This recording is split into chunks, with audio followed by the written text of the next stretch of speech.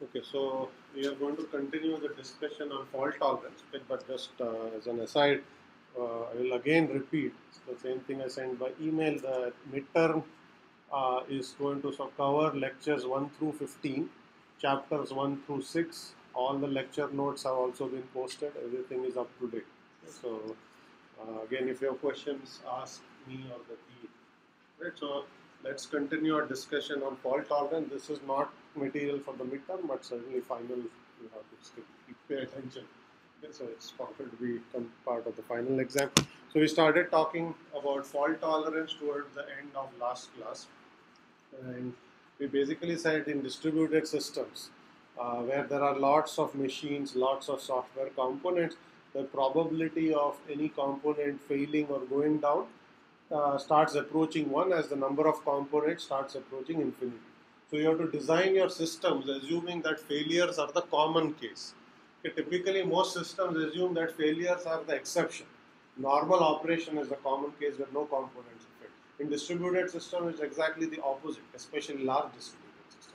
If you have one client and one server, you can still assume that failures are not the common case. But if you have 1,000 servers or 1,000 components, then you have to make different assumptions.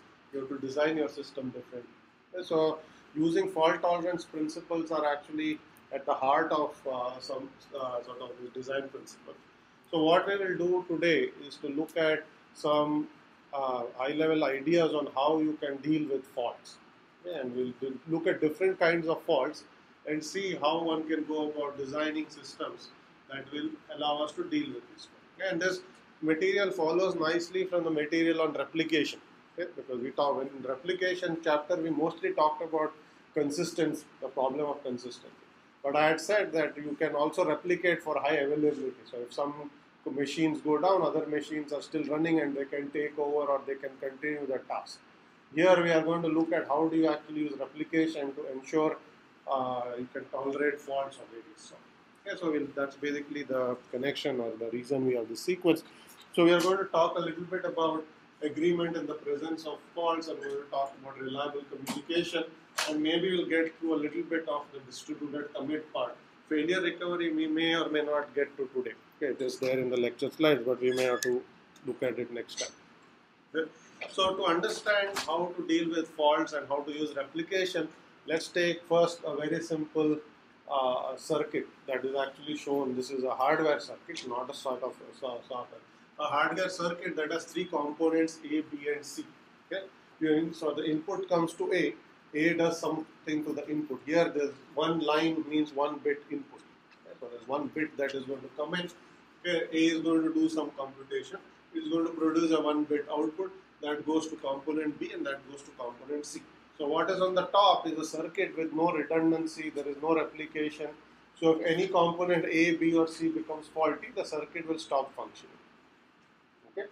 So what is shown at the bottom is a replicated version of the circuit which is designed to handle a fault in any component A, B or C.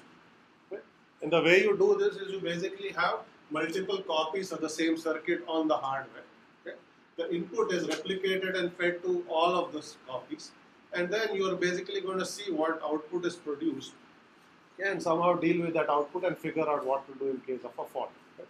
Here we have three copies of every hardware component. So A as A1, A2, A3 is rather than one copy of this circuit B. You have B1, B2, B3, C1, C2, C3, and so on. Okay. And this figure that is shown here is referred to as triple modular redundancy because there is three copies of everything. So there is three copies. So it's called TMR. And the idea is very simple. The input is fed to every state. You take the output of every state and you vote. Okay? This circuit is designed to handle one fault. Okay? So one copy of A1, A2, A3. This is the same circuit, three copies of it, but any one of these could be faulty. Okay? So the assumption is if one of it is faulty, it will produce the wrong output, but the other two are functioning right. So if you vote and take the majority, you will have the right output. Okay, so you produce an input and A1 says you do the computation and the result is 0, and A2 and A3 say the result is 1. Okay? And then you know that A1 is faulty because A2 and A3 agree, but A1 doesn't agree. And if you are designed to handle one fault, then you can basically take the output of the majority and say that is the output of circuit A. Okay. And so this is what the voter stage is doing here. Okay. So the voter is basically a comparator, okay, that takes the majority. Okay. That's a hardware circuit called a comparator, is going to basically take the output of each of these three and then say what, just take basically if they all agree, then there is nothing to do. Okay, you just pass that. If they disagree, you see which two are in agreement and then you take that and you pass that on. Okay, is that clear? So you can ask, why do you need three of the voters rather than one? Basically, you could just have one voting stage and have that compare and then produce an output. Lossy channels. You can have lossy channels. Okay, you could have lossy channels. That's one observation. Any other thoughts here? If the voters also, if they are also not functioning correctly. Okay. So there is nothing that we said that the voter can never have a fault. Okay, this is a hardware circuit. Any component can fail. So you replicated these components, but and then if you have only one voter, and what if that voter is faulty? And it basically compares, but it produces the wrong output. Then the circuit will still not function, right? So basically, then what you do is you have three voters that do the same thing. You have three voters here. Each of them takes the output of the previous stage and says what is the right output. Okay, what's the correct output? So even if one voter is faulty, and you can see that each voter is only feeding one component in the next step. So if any of the voters is faulty, right, it will only send a wrong input to the next stage. But then the other two voters are assumed to be fine. Okay? So they will produce the right output, and at this stage, because B1 may receive the wrong input, even though B1 may not be faulty, is receiving the wrong input, it will produce the wrong output, but B2 and B3 are okay. So this is basically how you are going to deal with it. So you cannot assume just because there are faults, only the main part of the circuit is faulty. Even voters may be faulty. So these are just hardware components. Anything can fail. So you want to design it so that no matter which component fails, okay, your system is going to function correctly. Okay. Now this is a hardware circuit. But this will be clear shortly why we talked about this notion. I mean, the important thing here is a principle which says the right way to handle, not the right, but one way to handle faults is to have redundant copies of the component, whether it's hardware or software, doesn't matter. Okay, and then have them produce output and vote. Okay, and then the vote, basically the output of the voting will tell you what the right output is. So if some components are faulty, okay, they will produce wrong results, but then you vote on the results and see what is the right result of these components. So we are going to use the same exact principle, although this is meant for hardware design. We are going to use the same exact principle to design reliable software that is faulty and is going to produce bad output. Okay? Is that clear? So basically the crux of the problem is how do you design these voters, and how in a more general way than what I just talked about, and what do they actually do in software. And that was a very simple 1-bit example, but in reality you may have 3 copies of the database. You run a query produces results. What is the voter to do, how does it work, and so on. Okay, the broad principle is the same, but we need to understand how they actually work. Okay? So we will assume we want to design a K fault tolerant system, which means that the system should be able to tolerate K simultaneous faults. Okay? Previous example here was one fault tolerant. We could handle one fault. Okay? But we want a general principle that says, I want to design a system that can handle K faults. Okay, K could be 1, 2, 3, any number. You specify as a designer K, and then the technique is going to tell you how many replicas to use, how many voters to use, how do they all work, and so on. Okay. So we want to just make our system K fault tolerant. Typically for most practical system, K equals 1 is good enough. If you want to tolerate one fault, somebody else takes over, but you can have K simultaneous fault. Okay? So that's the first specification. The second one is what type of faults do you want to tolerate? Okay? So the simplest kind of fault, as I talked about last time, is crashes. Okay? Basically, the machine, so the software crashes and it doesn't produce any output at all. A machine goes down. That's a type of a fault. Okay, so if you send it any input, if the machine is down, it's not going to produce an output at all. Okay, so you can ask, if that's the kind of fault you want to tolerate, then how do you design the system? Okay, what kind of replication are you going to put?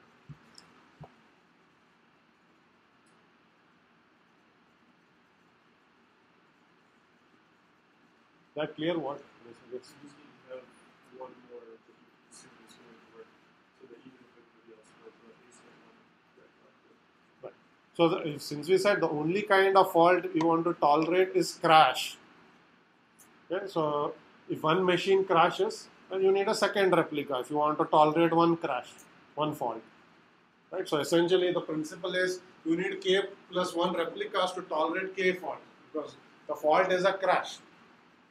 So if the machine crashes, it doesn't produce any output. So you need at least one machine to be functional to tolerate k fault. So you need k plus one replicas.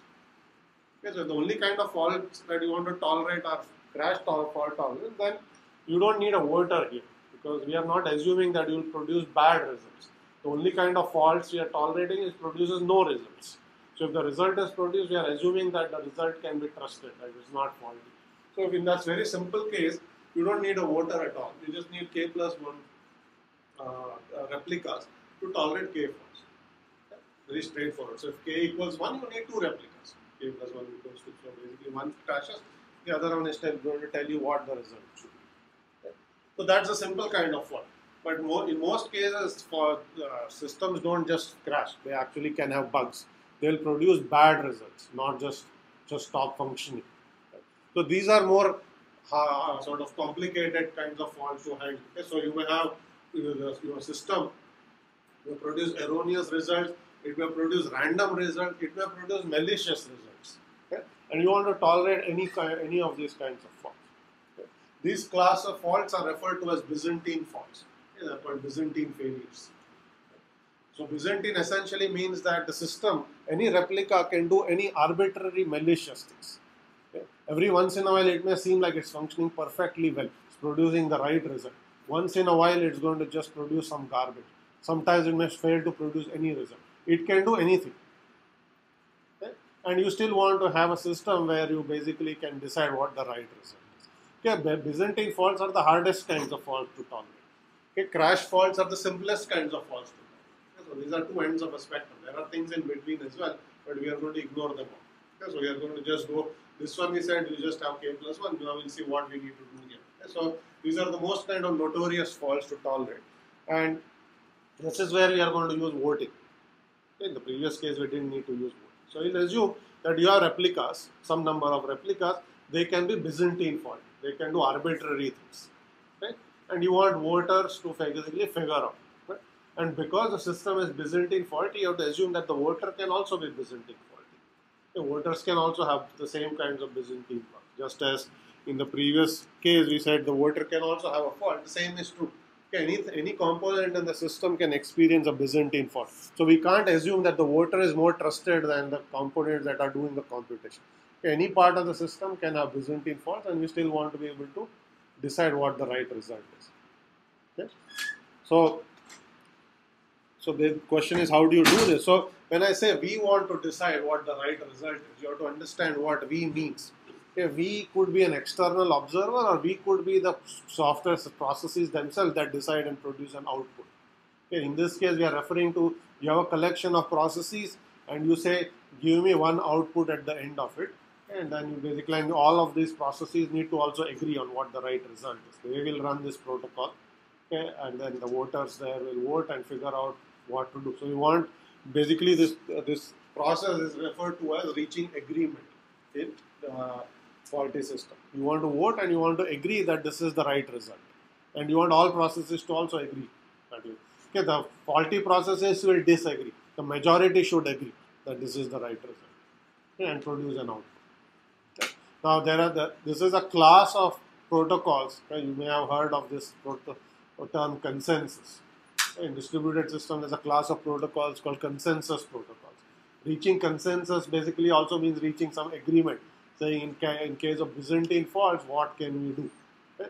So consensus protocols are basically also relate to the same type of scenario where you want to reach agreement. Okay, you will assume that your system may have Byzantine faults and you want to be able to deal with it. So we'll start with a very simple example and try to build from there. Okay? The simple example is we will assume that there are two processes, no replicas right now. Okay? We'll keep voting is going to come on the next slide. This is a very simple example of what can happen if you have Byzantine faults. Okay? Let's assume that you have two processes that want to communicate with one another. The processes themselves are not faulty, but the network is faulty. Yeah, they basically exchange messages, but the network is faulty. Yeah, it may basically flip a bit because it will corrupt the message you are sending. It's called flipping some bits, and then the wrong message arrives at the other end. For simplicity, we'll basically assume that you are just exchanging a 1-bit message. Okay, the message can either be 0 or 1. Okay? But the network is allowed to do arbitrary things. You send 0, sometimes network delivers 0. You send 1, sometimes network delivers 1. Sometimes it decides to flip. You don't know. Okay? Now the question is, can these two processes agree on what the message was? Can they reach agreement? Okay? And if so, what protocol should you use to figure out whether you received the right message? Okay? You need to reach agreement, and agreement basically says, I agree that this is a message, and I also know that you agree that that's a message. Agreement doesn't mean I received one, so I am happy with that message. Agreement means that I also know that you have agreed that that's the right message. That's what agreement means, right? So basically both parties have to agree, and each party needs to know that the other party has agreed. Okay, so how would you go about doing this? So there is an analogy here. Okay, that's sort of an example from a distributed system, but here is the example that we will use to do the reasoning. Okay, let's assume that there is an army that's split into two that wants to attack a common enemy. Okay, the army is split into two, so there are two generals. Okay, that's basically they are part of the same army, but the army is split into two. Let's say they are attacking from two different ends or some such thing. Okay? And they want to agree to a plan on how to attack. Okay? And the only way they can agree on something is to actually exchange messages. So they will send a messenger and say, this is the plan I want to propose, go and deliver that to the other guy, or the other general. The other general may send you messages also. Okay? And you want to ensure that you actually reached agreement, which means that the general knows that the other party has received my message and that they also agree to the same plan. Okay? And we'll assume that for the messages, when the messenger goes from one point to another, they have to go through hostile territory. So anything can happen to the messenger. Messenger may get captured, and fake messenger from the enemy may actually go deliver a wrong message to the army. We do not know. Okay? But yet we need to be able to figure out that your message has been received successfully and so on. And so on. How would you solve this problem? It's the exact same problem as two processes that are communicating over an unreliable channel.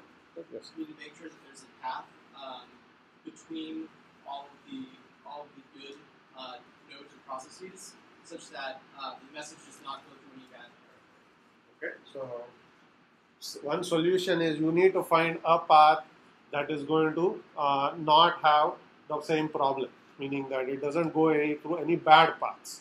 Okay, so find solution if you have the luxury of having multiple paths. Okay? So the scenario was you have two entities and there are multiple paths. Okay?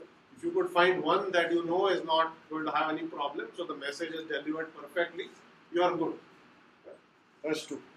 What if you did not have that luxury? You don't know that there is what path the messenger took. Okay, all you know is I know the other end can be trusted because he's a general I trust, and I want to send him a message, but this is basically you have to go through some territory. You have no idea what can happen in that territory. Maybe enemies or spies sitting there and they may capture the guy, they may alter the message, anything could happen. So you ask, what protocol would you use first? Okay, so I send off a messenger. How do I know the other end has received the message? Could you use encryption to make sure that it doesn't get tampered along the path? Okay, you could use encryption, but right the moment, let's assume that you don't want to go to encryption. Okay, so You could, but we'll assume that without all of this encryption, can you come to some agreement?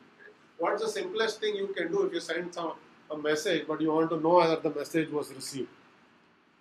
Yes. Just an thing. Okay, you will receive an acknowledgement. Okay, so I send a message. Yes. But then an enemy could just spoof the thing back. Okay, fine. So we'll look at Hull. So these are all problems we have to look at. So first general sends a message to the second general saying, let's attack at 5 a.m. Okay, and he needs to make sure that the other guy has received the message. Okay, so you will say that you better bring back an acknowledgement saying, got it, I agree. Okay, maybe the messenger actually makes it to the other end without getting captured.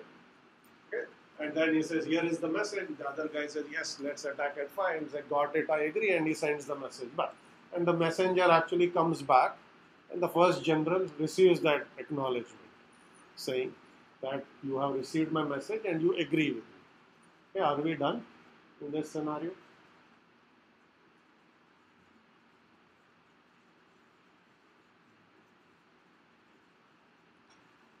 We have agreement on this case. I send a message, the other party sends a message saying, I agree. Yeah, can we claim that the two parties have reached agreement? So the first one has to send their acknowledgement that he has already got the acknowledgement. Okay. So now the second person has sent back an acknowledgement saying, I agree.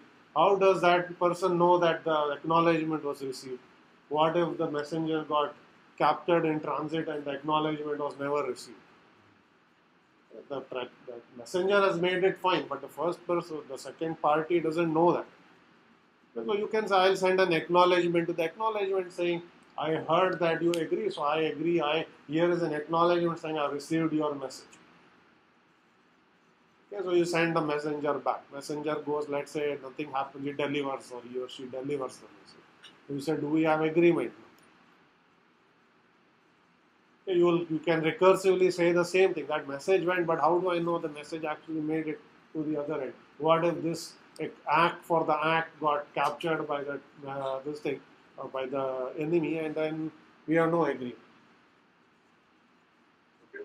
So this process is never going to converge. Well, in fact, there is a proof that says if you have two parties and an unreliable channel, you can never have agreement. Because you will basically say, how do I know that this last message has actually made it? Well, only if I know that the last message has made it, do we basically know that there is some agreement. But the only way to know that is actually send an act saying that message was received, but then you have the same problem. Okay? So this is referred to also as the Byzantine general problem. Okay? Where you have generals, and in this case, the channel is Byzantine. Okay, not the general. Next time around, we'll make the generals Byzantine. Okay, the channel is the traitor, not the traitor. So it basically says that if the generals are trustworthy, but the communication medium is not trustworthy, if you have two parties, you can never reach agreement. Okay, because you will always send acts, so you send an act to the act, but then you have this problem where you never know whether the last sent message was received successfully without being altered. That's basically the only thing that is going to keep us from agreement. So this problem cannot be solved. Okay, it's impossible to solve. So we'll assume that cannot be dealt with. So we're going to put it aside. Okay. So now we'll sort of change the problem a little bit. Okay. We'll assume that the network is not the problem at the moment. So we'll assume that there is no such problem. But we'll assume that one of the generals is actually a traitor. Okay, one of the generals is actually a traitor and is faulty, or he or she is going to do the wrong thing. Okay? Now, you may know that the general, is trustworthy, but you don't know which among the other n-1 generals is the traitor. You do not know. Okay? And yet, you have to basically send all the other generals have to reach agreement that this is the plan to attack them. Okay? So now we will generalize this problem. Rather than army being split into two, the army is split into n groups.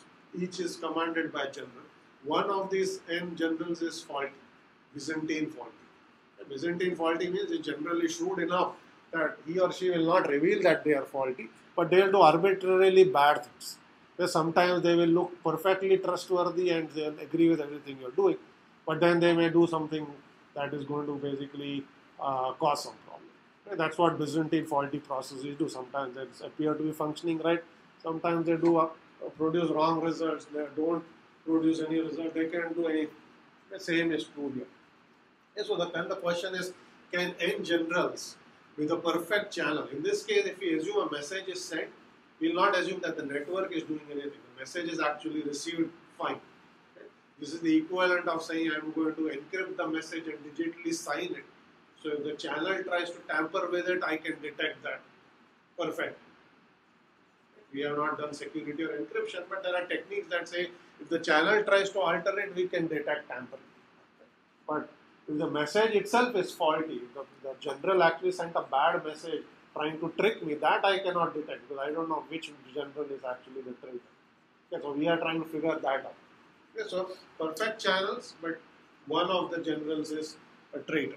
Okay, so how do you go about doing this?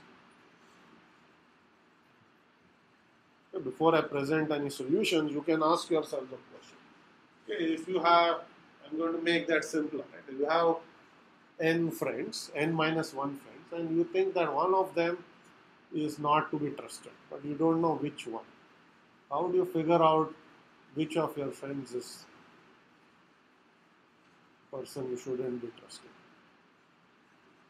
Send messages to all the friends. Instead of sending one message to all of them directly, send message to one friend and ask them to propagate it to the next person. So whenever a new friend gets that message from another friend, you should send you an acknowledgement. So that way you know if someone is tampered with the message, you're getting an acknowledgement for that.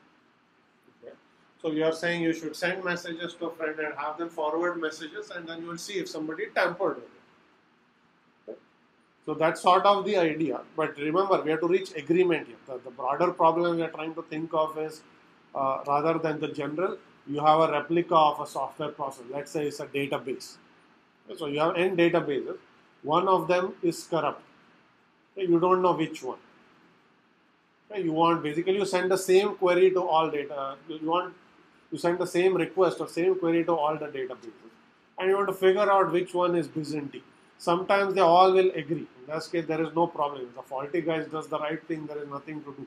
You don't have to single that replica out. But if the faulty replica tries to produce some garbage, you want to detect it and figure out that that is faulty. In the end, we are going to use the same voting idea. There is no other way. You ask everyone, and then you vote on what you asked, but then you basically have to figure out who is producing the wrong results and sort of isolate that person, and the rest of them say this is the right thing to do. Okay, that's what you have to do here. You have to ask everyone what should we do, and then somehow figure out that if some traitor is producing the wrong results, everybody has to figure out that is the one that is producing garbage. Everyone else is actually agreeing, so this is the right thing to do. Okay, that's basically the idea of what we are going to do. Okay, but we are going to sort of use a protocol to do this. Okay, so we'll assume this is a Byzantine general problem with 4 generals. Okay, the nodes there are the 4 generals, and they are going to exchange some messages to figure out which node is faulty. Okay? And remember, the faulty node can do arbitrary things. It will behave like a correctly functioning node. Okay, in that case, there is nothing to do. You just need to agree on if I send a request, what's the response? If I send a query, I want a response. The faulty database just happens to produce the right response. I have nothing to do. I still agree that this is the right response. Only when it does the wrong thing do I need to isolate it and discard its responses or ignore its responses. So here is basically the Byzantine general problem. It's also an algorithm designed by Lamport. It's a person who could come up with logical clocks and stuff like that and so on. Okay? So we basically assume that there are 3 generals and 1 traitor. None of the generals knows who the traitor is except the traitor, of course. And now you want to reach agreement. So we will basically have a multi-round process. In this case, we'll converge in 2 rounds. So basically, we'll say you start off by saying it doesn't matter what kind of problem you're trying to reach agreement in. Let us just assume that they're just exchanging how many troops each of them has, how many soldiers do you have, and you want to make sure that you are sending me the right information about how many soldiers you have. Okay? So in this case, we'll assume that each general announces his troop strengths, in terms of kilo soldiers. Okay, how many thousands of soldiers you have. Okay, we'll assume for simplicity they are numbered 1 through 4, and actually they have that many kilo soldiers, just to simplify the problem. So general 1 has 1,000 soldiers, 2 has 2,000, 3 has 3,000, but then you know that 3 is the traitor because I marked it grey, but the soldiers, I mean, the generals don't know. And 4 has 4,000. So, okay, in round 1, each of them is going to broadcast their strength. Okay, so you know, basically 1 is going to send a message saying I have 1,000 soldiers to all of them. So it's a message going 1 to all. So 2 says the same thing. 3 can do arbitrary things. Okay? It can send a message X, Y, Z announcing 3 different numbers to 3 different soldiers, to 3 different generals. And X, Y, and Z could be anything. They could actually agree, they could disagree. We don't care at the moment. Okay? So that's why we just call them X, Y, and Z. Okay? So at the end of the first round, after you're done this, General 1 has gotten a message saying, I have 1, I know that. 2 sent me a value of 2. 3 sent me X. Okay? X is to put any integer there, it doesn't matter. Okay? And 4 sent me 4. Okay? And then 2 is going to basically say 1, 2, Y, 4. This one, 3 knows its real strength. So it's going to get 1, 2, and it knows it has 3. And it got 4 from 4. And this got 1, 2, Z4. At this point, we don't have any agreement. We just have each general has announced how many soldiers he or she has to. Okay. Now, to figure out who the traitor is, what we do is we ask each of the generals saying, tell me what you received from the others. Okay. So, we want to see who is lying. Okay. So, each person has told all the others saying what they have. And now you tell everybody is asking everyone else, tell me what you received from all the others. Okay, so basically each general now has to take this vector and send it, broadcast it to everyone else. Okay. So at the end of the second round, 1 is going to get 1, 2, Y4 from 2. Okay, that's this value. It's going to get A, B, C, D from 3 because 3 is the traitor. It can send whatever garbage it wants in the second round. Could actually send the right values, it could send the wrong value. We want the protocol to be oblivious of what it is sending. Okay. And 3 is going to send 1, 2, Z4. 4 is going to send this value. And then same thing happens at 2 and 4. Okay. So now the question is, if you look at this, if I now have asked everyone and everyone told me what they received, can I figure out who's lying?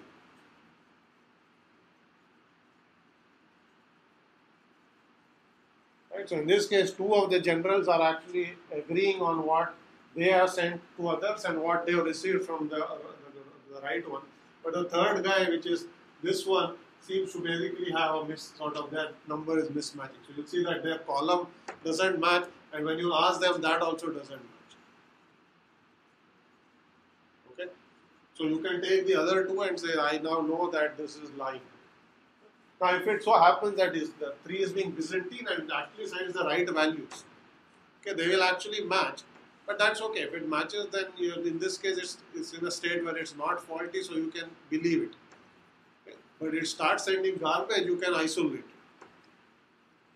Okay, so there is no way for 3 to trick you into believing that it is actually not faulty and yet it sends you garbage. If it is faulty, you will isolate it. If it's not, it's Byzantine but not acting faulty, you will basically, it will agree. All these protocol will converge and will agree.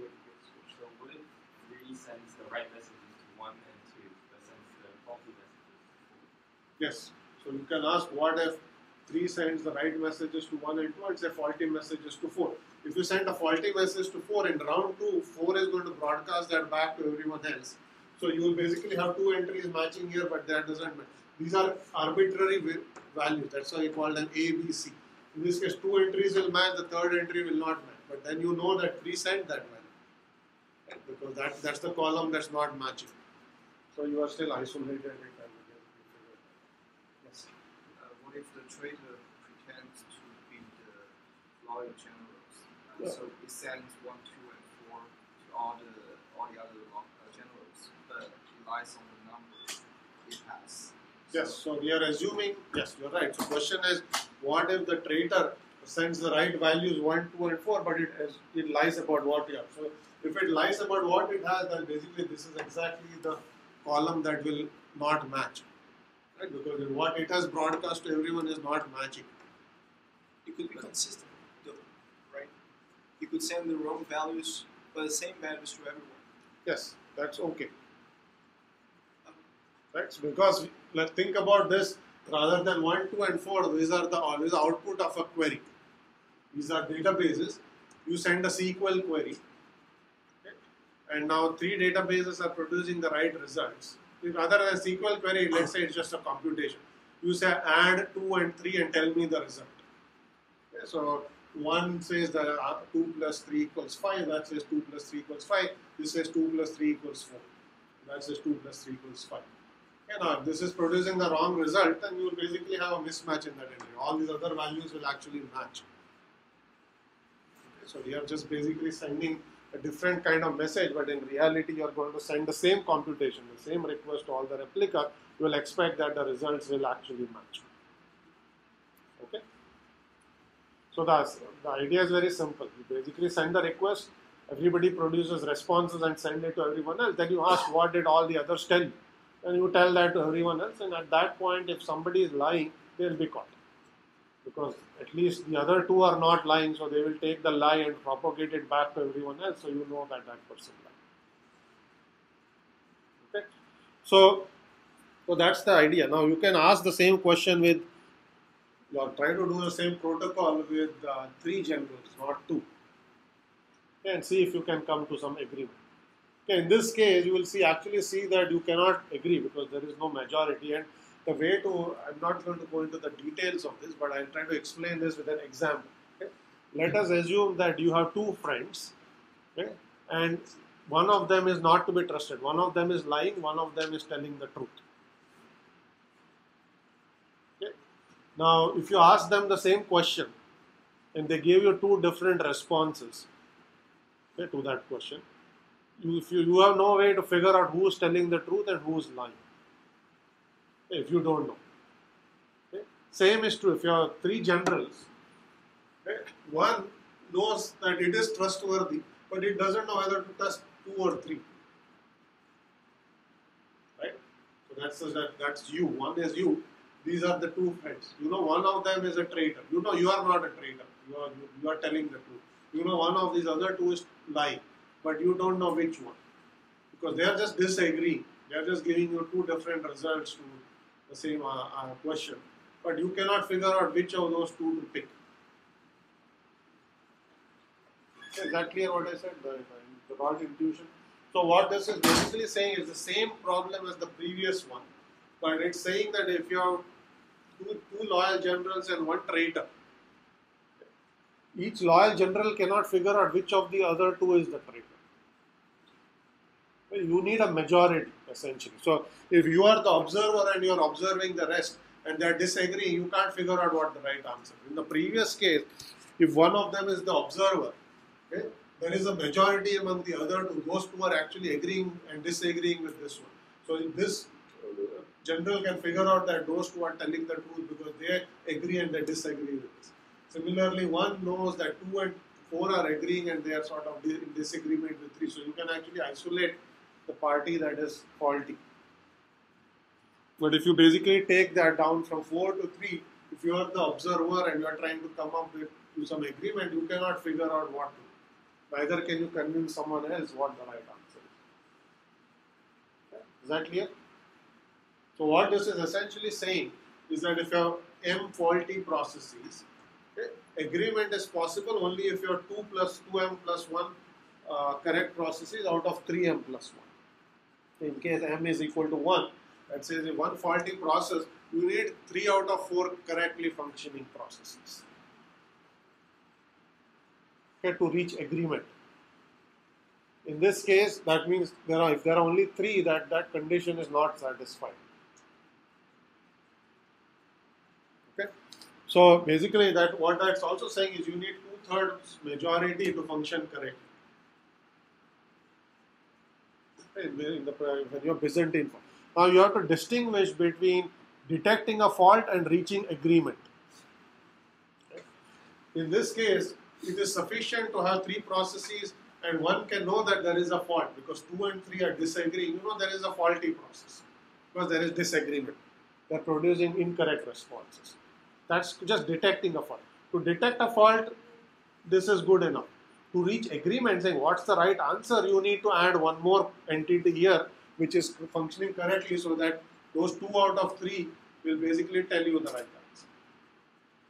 Okay, so there is a difference between detecting a fault and reaching agreement. Detecting fault is easier. You just have disagreement, you basically know that one of them is fault. You don't need to know which one. And this is like your 2 copies of the database. You send it a query, they produce 2 different responses. You know something is wrong because you send the same query, they produce 2 different answers. You don't know which one to take. Right? You will need one more replica to figure out which one to take. If only one is faulty, because you send the same query to 3, 2 of them will agree. Only the faulty one will disagree. Then you know what's the right answer as well. You all know that there is a fault and you know what's the right solution. Okay, so there is a difference here. So basically that's what they say. Detecting a fault is easier. You just need 2k plus 1 to detect k fault. So if k is 1, you basically need 3. But if you need to have agreement, then you basically need more. You need 2/3 majority. Why in the last example, like in the one got case, why one didn't use its own values? Like it got 1 to y and its own values were 1 to x. Yes, good question. So here question is, why couldn't one knew it was trustworthy, why couldn't one use its own value and figure out that it is what the right answer is? Okay? This is the same problem as whether you know what to do versus you know everybody knows what to do. This was the problem of reaching agreement or reaching consensus. If one could use its own value and say, I agree with 2, so I know this is the right answer. Okay? But reaching agreement is not knowing what the right thing is, also making sure that everybody else also agrees with you. This was the same thing where we had 2 processes and a faulty channel. Right? So I sent a message, I got back a response saying let's attack at 5. So I know that that guy has received the message, so should I be happy? You have to also ensure that that person also agrees with me. Right? So in this case, one has figured out what the thing is. But how does it know that 2 has agreed with? That I think to do that you need one more process. Okay, so it's a little bit subtle point, but it's a good point.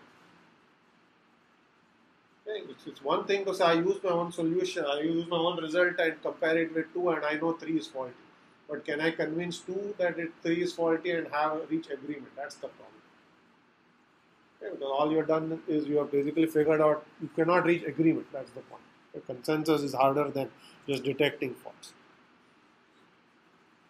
Okay, is that clear? So there are some certain things that you have to deal with when you do Byzantine faults, and this was one of them. Okay? Now you can ask the question, what does this mean for real systems? Okay? So it says that you need 3k plus 1 processes to detect Byzantine and faults and agree on them. So that means to detect one fault you need 4 replicas. Okay? Plug k equals 1. That's 4 replicas to detect one fault. That's basically this solution. Okay? That basically says, and remember, crash fault tolerant, very simple. Detect k fault, you need k plus 1. So to one machine crashes, you need one more. So you just need to double your investment. Here we are saying to do Byzantine faults, you have to quadruple your investment. That's very expensive. You say, okay, one process can go haywire and do bad things. Now I have quadrupled. Invest 4 times as much and then all will be fine. Okay, in real practice, or in real systems, that's a very high price to pay to detect just one fault. So as a result, although there has been a lot of work in how to do Byzantine fault, practical systems basically cannot, in most cases the choice is that we don't have to deal with that, or we will not worry about dealing with Byzantine faults because it's way too expensive in practice. It's not that it cannot be done, it's too expensive. Okay, rather than buying one machine and spending $10,000, I have to spend $40,000 to do the same. That's way too much. Right? From a practical standpoint, if you want to deal with Byzantine fault, that's the only solution. So most real systems may not be engineered to deal with Byzantine fault. They can deal with crashes just fine. A machine crashes, another machine seamlessly takes over. Okay? Machine has bugs and is producing garbage, that's a completely different problem. Okay?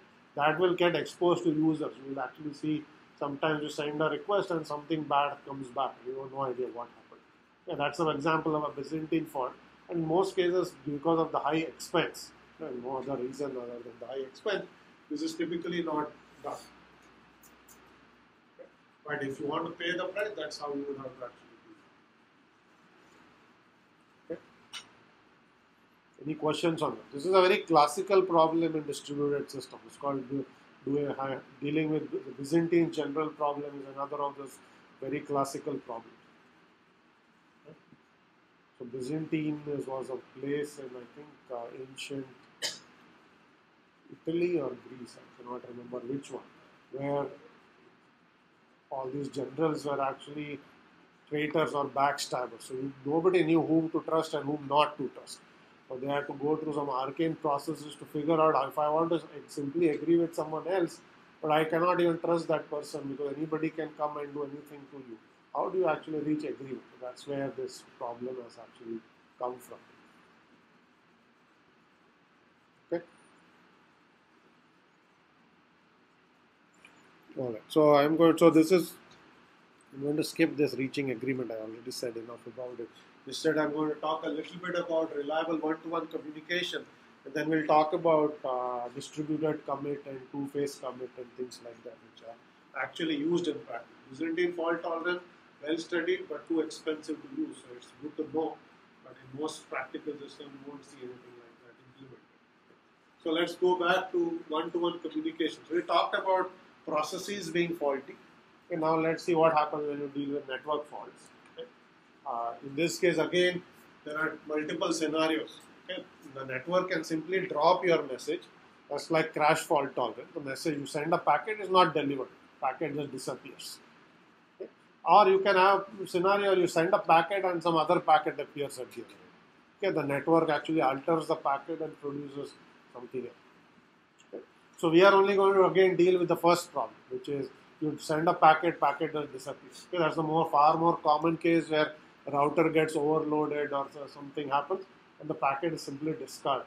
Okay, having the network make Byzantine changes to your message. You send an email saying, yes, I will meet you, and the email shows up saying, no, I will not meet you at the other end. Most systems are not there to handle it. Okay? But we'll ignore that for the moment. We'll just look at the more common case of packets simply getting lost. So that is simply dealt with this whole notion of sending acknowledgements. So this is how TCP deals with packet losses. You send a packet, if it doesn't get there at the other end, you don't get an acknowledgement. So you wait for a while. If no acknowledgement comes, you resend. And you keep sending. If the fault is transient, eventually one of the retransmits will get there. If the network is actually gone down and is partitioned, then you keep trying and the message will never get there, but then nothing you can do. The network is partitioned. Not much you can. Only if there was some transient fault and the router got overloaded, sending a retransmit will actually help you. But this is how TCP is built. You send packets, you wait for acknowledgements, okay? And then if acknowledgement don't come, you time out and you retransmit. And then hopefully after a few retransmits, some acknowledgement comes back, so you are succeeded to move on to the next packet. Okay. So that's simply basically how do you deal with this. Okay, the problem of RPCs and failures you already looked at. Okay, when I talked about extermination and so on, I said what happens when the server goes down, client goes down. So I'm not going to go into how these failures are dealt with at the RPC level. We'll simply look at how packet losses are dealt with at the network level. Okay. So it's very straightforward at the network level. You basically just send retransmits.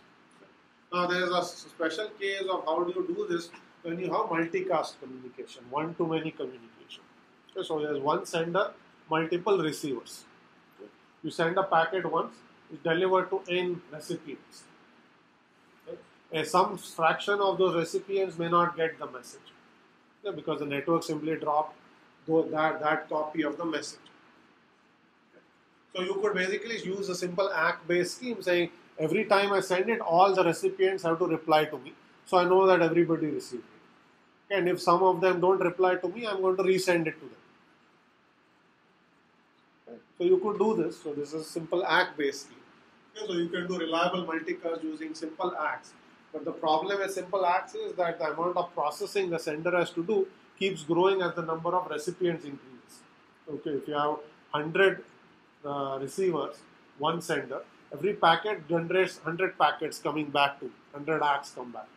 For 1,000 receivers, every message I send generates 1,000 messages back to me. And if there are 10,000, the same thing. So this doesn't scale. So now if you want reliable multicast and yet you don't want to make ACK processing to be a high burden on the sender, what can you do? That's really the problem we want to ask. Is the problem clear? The network is dropping packets. You have a scenario of group communication, one sender, multiple recipient. Could use the same simple ACK based idea. So every time you send a message, wait for acknowledgement. If some parties don't send acknowledgement, retransmit.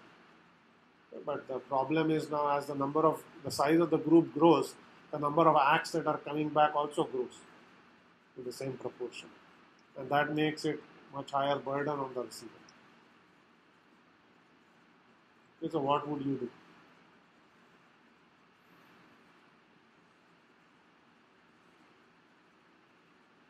It's a simple question and it has a simple solution, not very complicated.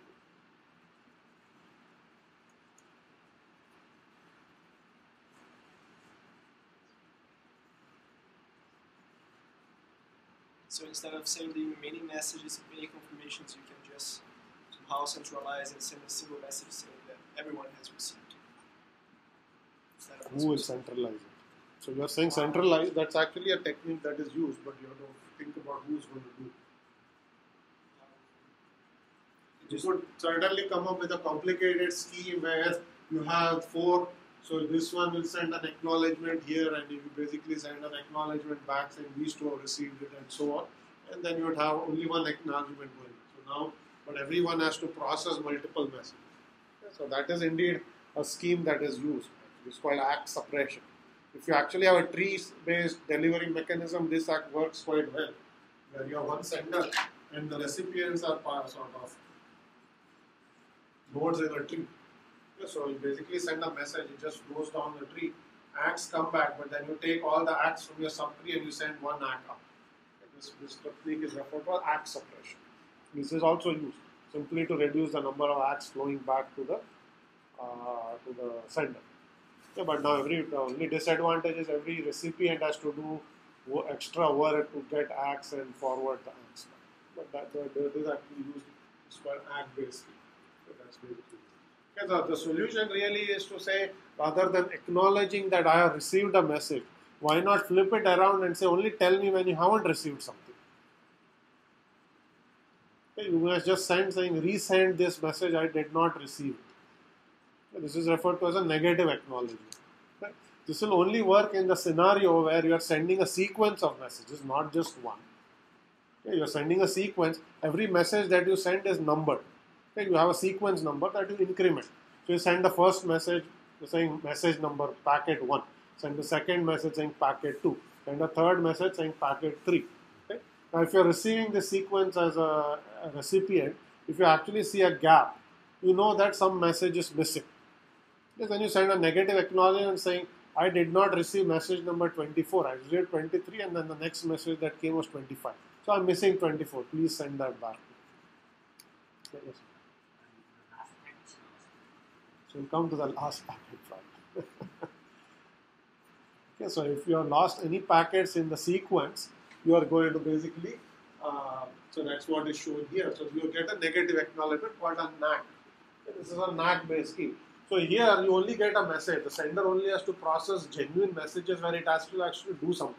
You get a NAC saying, send this packet back, you will send it. Okay, if the message was received fine, nobody says anything. I only tell you that I only complain when something goes wrong. I don't keep saying yes, got it, that seems to be generating too much work. Okay. As was pointed out, the only issue here is when you send the last packet in the sequence. If you have to send 100, all 100 were 90, first 99 were received, but some recipients don't get the 100th packet.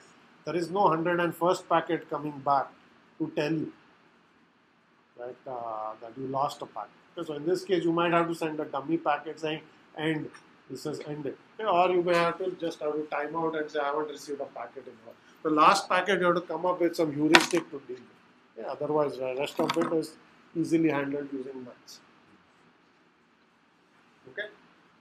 So that is basically how you will deal with the network. So we studied Byzantine general problem of what happens to deal when you deal with faulty replicas. I said what do you do when you have faulty networks. Okay, we haven't said what you do if the network alters your packet.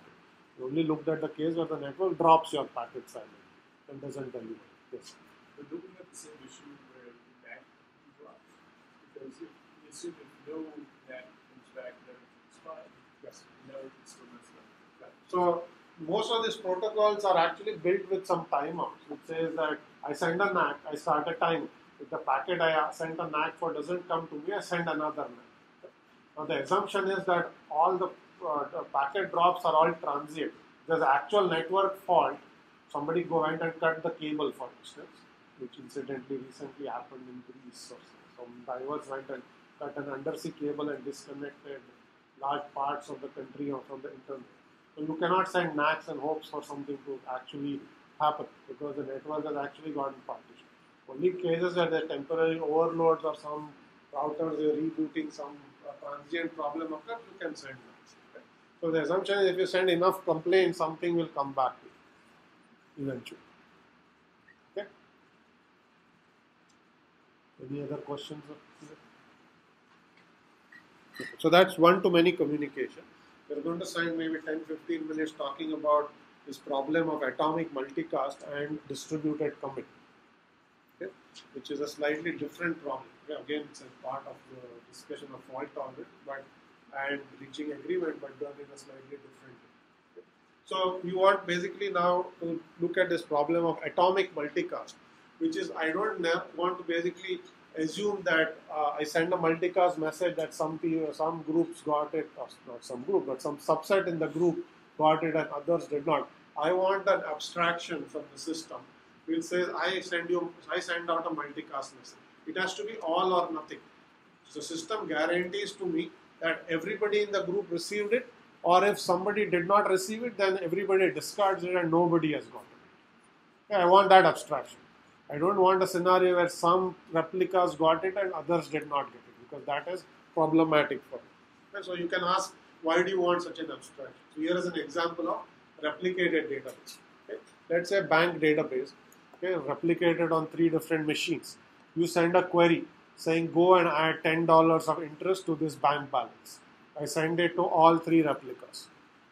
Okay, and I want to guarantee that either all of them received that query. Now let's forget the execution for now.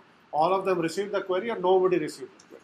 So we don't want a case where 2 replicas have received the query and the network lost the third packet and it did not receive it. So 2 databases have executed this query and the third one has dropped it and is now out of sync. Okay, so it has to be all or nothing. If 2 out of 3 received it, then you basically tell the network, forget it. I'm going to retry because I don't want a case where the packet is only processed by some subset of the replicas. So this is a very common abstraction that you want for correctness reason. It has to be an all or nothing. You don't want something to be done by subset in the group. Either everybody does it or nobody does it. And you want the system to give you this guarantee. So that's if you have a multicast protocol where the system or the network actually gives you that guarantee, or what is called atomic multicast. So the main problem here arises whenever there are faults. Let's say one of the replicas goes down. The packet cannot be delivered to them. Okay, so in that case, everybody has to roll back and say, okay, that network, that replica has gone down. Now we basically isolate it and we become a new group, and then we basically throw out that message, and new messages are only sent to some other new group. Okay. So the question is, how do you deal with this issue? So there is this a system called ISIS that was built as a nice case study in the textbook that basically uses this notion of a group U. So it says at any point in time, I know the group of replicas. In this case, there are processes P1, P2, P3, P4. Any point in that time, I know the replicas that are up and running. And every time I send a message, the system is guaranteeing that all of them basically receive. And if at any point some process crashes, in this case there is a crash of P3, okay, the system has to detect it, notify all the group members of the group saying P3 has gone down. Okay, so any messages that were in transit while P3 went down have to be discarded because they cannot be delivered. Because you said all or nothing, in this case P3 went down while a message was being transmitted, so that's nothing case. Okay? So you discard that message, and then the rest of them agree that now that P3 has gone down, the new group is P1, P2, P4, Okay, and then you sort of announce that this is the new group. Okay, and then you have isolated P3. So if the system needs to continue, then all subsequent messages will only go to P1, P2, P4, and there's agreement that that's the new group. Or you can simply take the system down and try to get P3 back up and only then continue. What you do after a crash is detected and a new group has been formed is up to the application. If you don't want to continue because you want all the replicas to agree, then you will have to wait. But if you can continue, then you will continue, and when P3 comes up, you will run some explicit protocol to resynchronize it with the group. So you have to run some special protocol so that it catches up and it's in sync, and then it can again be part of it. Okay. So this is basically referred to as atomic, or in this case, this is referred to as virtually synchronous multicast. Okay, so basically the way you go about doing this is the middleware system is detecting whenever there is a crash. And that is referred to as a group view change. Just a term that is used in there. And that the fact that some replica went down is broadcast to everybody else in the group. If they agree, then there is a new group formed. That is the old group minus the failed process. Okay, and then what happens at that point is up to the application. It can continue with that smaller group with the explicit knowledge that there is one replica down, and when that replica comes back up, you can resync it. Or you can basically just wait and try to repair that replica and have it rejoin the group and then continue. But the system will not have lead you to a case where 3 of the 4 are continuing and you are not told and some bad things happen. So you are getting this atomicity problem. Okay. So now with that, so there's some example here which I'm going to skip. But with that background in mind, I want to talk a little bit about this notion of a distributed commit. So atomic multicast is actually an example of a more general problem. In that case, it was a multicast to all or nothing. This all or nothing property is actually needed in many different scenarios. Okay, so in reliable multicast, the operation of all or nothing was delivery of a message. So either a message is delivered to everyone or no one. Now we'll look at distributed transactions in just a second. Here the operation is everybody commits the transaction or nobody commits the transaction. Everybody aborts the transaction. So if you have a distributed database, you send the query to all parties and they execute the query. At the end point, there is a commit step. It says, should we go ahead and commit? Once you commit, there is no going back. You are done. So just before you are about to commit, you better be sure that everybody is also ready to commit. Only then you go ahead. So that way everyone is in sync. If any one party is not ready, then everybody rolls back, so you are still in the safe. You don't want a case where some transactions actually commit on some replicas but not on others. Then you are in trouble because you are out of sync. So all databases will use this notion of distributed commit where you have to come to an agreement. This is again an agreement problem. Should we all go ahead and commit or not? If anyone disagrees, anyone can veto, then everybody rolls back. So it is safer not to commit because we will have disagreement. Okay, better to roll back because previously we are in agreement. Now if we disagree, then we are out of sync. Okay, but if everybody agrees, then you go ahead and commit. Question is, how do you reach that agreement? Okay, so this is a protocol we are going to look at. So this is the problem of distributed commits, and very similar to atomic multicast. This one we look in more detail. So it's all or nothing operation for a group of processes. We'll actually look at this very classic protocol called 2PC, a two-phase commit. If you have taken any database class, you probably know what two-phase commit is already. So we'll now look at it. But this is, although it's used widely in databases, it's basically a general protocol that just allows a group of processes to agree. Here they are agreeing whether to commit a transaction. You could have used that to agree on anything. So this is what we are going to look at. This was it's a classic protocol designed originally or proposed originally by Jim Gray, 1978. So a very old protocol, almost 30 years old. So the idea is very straightforward. Once you understand it, it looks almost too straightforward. So what will we do? We'll have a coordinator. Okay? The coordinator is going to put this question to vote. Okay? So basically, these database replicas in this case have to agree whether to commit or not. Okay? We are going to basically ask every replica, what do you want to do? Commit or abort? Tell me yes or no. Okay? We'll collect the responses and we'll put it to vote. In this case, for safety reasons, if any replica votes no, that's like a veto. You're not going to do the majority and says 8 out of 9 said we should commit, so let's go ahead and commit. That won't work because the ninth one may say I don't want to commit because I have a local fault, something went wrong. You don't want the others to say I'm going to override you because the majority have agreed. But that's not the point here. You want to be safe. So you want to ask everyone, could you safely finish the transaction? Is it okay? If everyone says okay, you go ahead and commit. If somebody says no, everybody rolls back. It's a very conservative use, not like majority take over and decide on behalf of the entire group. Okay, is that clear? What the question is, point is, so basically it's a very simple voting protocol. The coordinator is simply going to send a message to everyone saying vote. Okay, everyone votes yes or no to get back the responses. If they are all yeses, it sends back a reply saying commit. If any one response is a no, you send back a response saying abort. That's what two-phase commit is. There are two phases. There's a voting phase and there is the results phase. In the first phase, you ask everyone. In the second phase, you tell everyone what the results of the election was. Okay? So is that clear what I said? So there are some subtleties to be dealt with here. So you want a scenario where no matter what happens, any process crashes. You want never to be in a scenario where some processes have committed and some have aborted. You always want to guarantee that it's all or nothing. You say no matter what happens in the system, you want to basically either everybody has to agree to commit or everybody agrees to abort. Here we are not going to deal with Byzantine faults. That would make the problem harder. We're only dealing with crash faults. Okay, if you had Byzantine faults, you would have to go back to our Byzantine general problem. You can't have one coordinator trying to figure that out. So that coordinator may have a Byzantine faulty and it will tell you the wrong thing to do. Or it may tell different replicas, different things to do, and then the process system will not work at all. Okay. So we'll assume that processes are never going to be erroneous. They can crash.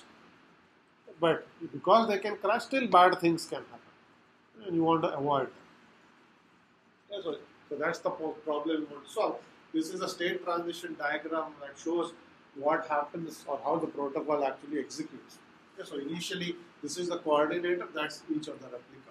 Remember that the coordinator is also going to be one of the voters. Just pick of the n replicas, one replica to be a coordinator, so it also does the work and it is acting as the coordinator. Okay. So it basically starts in the init phase and it basically sends a vote message out, saying vote and tell me what each of you want to do. Okay. It will also vote itself.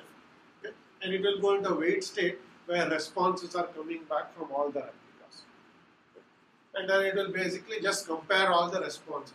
If everyone says commit, you are going to send a global commit. Say everybody agrees, go ahead and commit. If any process has sent back an abort, you send a global abort, saying at least one process says abort, so everybody should abort. That's all that is going to do. That's the coordinate. Any questions on this? Straightforward. Here is the individual processes. So they have these two phases.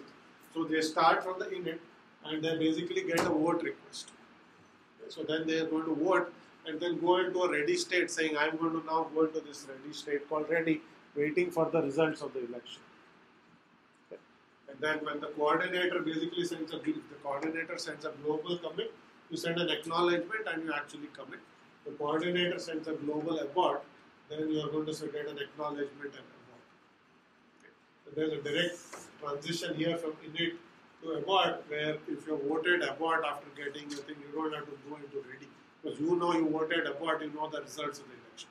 Because it's a veto. If I have vetoed, then I don't have to wait to know what the coordinator is going to do. You know what the coordinator is going to do. So you can straight away go and abort. Okay, yes. What if something changes? Okay. Only thing that can change is some process actually crashed. Okay, we are going to talk about it. So this looks very trivial, okay, but it's not, because you have to convince yourself that no matter what process crashes at what point in this protocol, you will never end up in the bad state. Okay? So first take the scenario where the coordinator crashes. Okay, somewhere in between. Okay, so you have to convince yourself that coordinator can cache here, here, here, or here. And then what happens if it crashes in any of those states? Will any of the processes actually have a problem? So if the coordinator crashes before the election results have been delivered, then all processes are stuck in ready. Okay, they will basically wait forever, but they won't do anything, but they'll wait forever. This is a disadvantage of the protocol, which says that nothing bad happens, which means you won't have a scenario where some processes are committed and some are aborted. So the safety property is not violated, but nothing good is happening either. You're stuck because you cannot. The coordinator is the one that is going to tell you what to do. The coordinator is crashed, you cannot decide by yourself what to do. So you can ask, why can you not decide for yourself? The coordinator crashed, let's ask each other what you voted and then we can decide. Can that be done?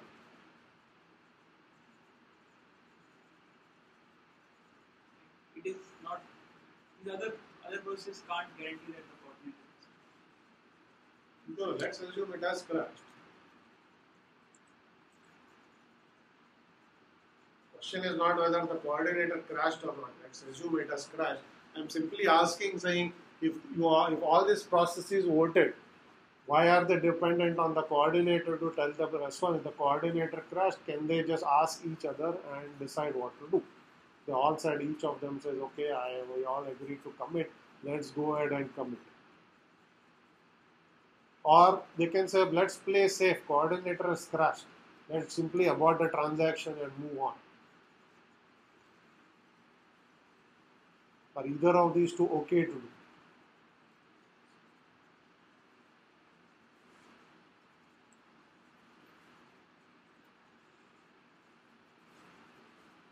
You see the question, right? You can say, let's play safe, coordinator went down. What's the harm in just aborting? It's always a safe thing, roll back.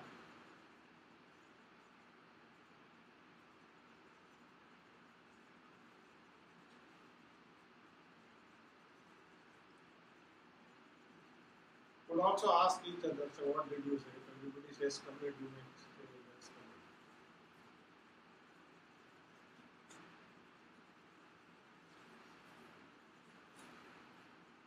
So in the interest of time, because we have more time, I'm going to tell you what.